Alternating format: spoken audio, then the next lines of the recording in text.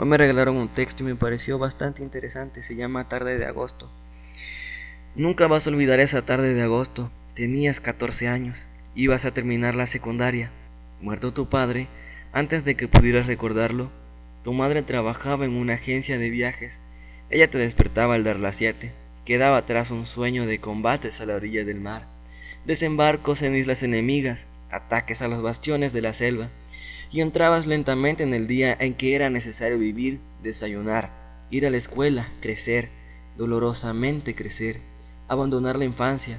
Por la noche, cuando volvía tu madre de la agencia, cenaban sin hablarse, y luego te encerrabas en tu cuarto a estudiar, a oír radio, a leer las novelas de la colección Bazooka, esos relatos de la Segunda Guerra Mundial que te permitían llegar a una edad heroica, en que imaginabas mudas batallas sin derrota. A causa del trabajo de tu madre, comías en casa de su hermano, el hombre hosco, que no manifestaba ningún afecto y exigía un pago mensual por tus alimentos. Diariamente, soportaste una aridez que no anhelabas, una conversación que te libraba, al excluirte, de insistir sobre los mismos temas e imitar frases y actitudes copiadas del cine y la televisión, aceptado por fuerza, no quisieron romper tu malestar de intruso involuntario, y sin embargo, todo lo compensó la presencia de Julia. Julia, tu prima hermana, tu inalcanzable prima hermana, la que cumplió 20 años esa tarde de agosto. Julia estudiaba ciencias químicas, era la única que te tomaba en cuenta, no por amor, como creíste entonces, quizá por la compasión que despertaba el niño, el huérfano, el sin derecho a nada. Julia te ayudaba en las tareas, te dejaba escuchar sus 20 discos, música que para siempre te haría pensar en ella. Julia una vez te llevó al cine, otra te presentó a su novio, al primer novio que tuvo consentimiento para verla en su casa. Y a nadie odiaste como odiaste a Pedro que se irritaba porque le dabas lástima a tu prima, a Pedro que te consideraba un testigo, un estorbo, quizá nunca un rival.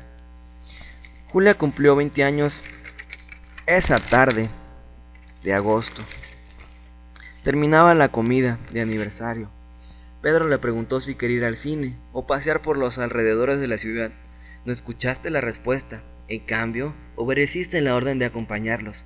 Subieron al coche de Pedro.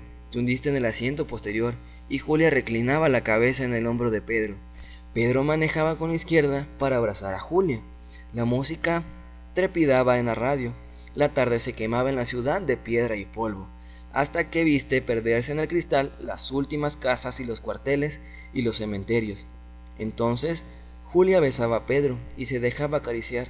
Tú no existías cegado por el sol. Cipreses, oyameles, altos pinos que la luz del verano desgarraba, llegaron a tus ojos, te impidieron llorar.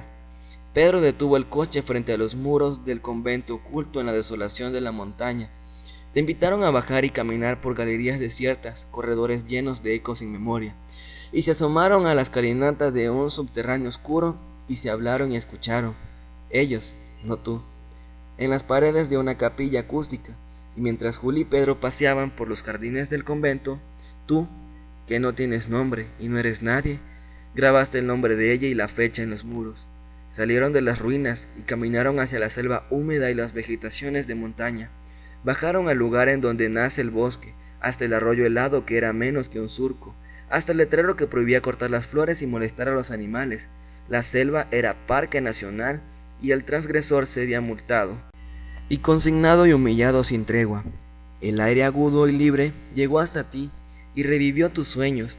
Tocaste la libertad de la naturaleza y te creíste el héroe. Los héroes, todos los de la pasada guerra, los vencedores o los caídos de Tobruk, Narvik, Dunkerque, las Ardenas, Iwo Jima, Midway, Montecassino, el Alamein, Varsovia. Te viste combatiendo en el Afrika Korps o en la caballería polaca en las cargas suicidas contra los ataques alemanes. Tú, el soldado capaz de toda acción guerrera porque sabe que una mujer va a celebrar su hazaña y el enemigo va a perder, a ceder, a morir. Y entonces Julia descubrió a la ardilla parda en la copa de un árbol, y dijo que cómo le gustaría llevársela a su casa. Y Pedro respondió que las ardillas no permiten jamás ser atrapadas, y había 100, 1000, 100.000 guardabosques para guardar el bosque y las ardillas. Dijiste entonces, yo la agarro, y te subiste al árbol, antes de que Julia pudiera decir no. La corteza del pino hería tus manos, la resina te hacía resbalar. Entonces la ardilla se trepó a lo más alto y la seguiste hasta poner los pies en una rama. Miraste hacia abajo y viste al guardabosque que se acercaba, y a Pedro que comenzaba a hablar con él, y a Julia tratando de no mirarte, y sin embargo, viéndote, y sin embargo, Pedro no dijo nada de ti al guardabosque, y el guardabosque no levantó los ojos, y Pedro siguió hablando con él, y prolongando así tu humillación, tu triunfo roto, porque ya habían pasado 10 minutos y la rama comenzaba a ceder. Sentiste miedo entonces de caerte y morirte y perder ante Julia y quedar mal con ella, porque el guardabosque iba a llevarte preso, herido y preso y perder ante Julia. Y sin embargo, el guardabosque no se iba, y la ardilla te desafiaba a medio metro de la rama, y bajaba y corría por el pasto, y se perdía en la selva, mientras Julia lloraba lejos del guardabosque y de la ardilla, pero de ti más lejos e imposible.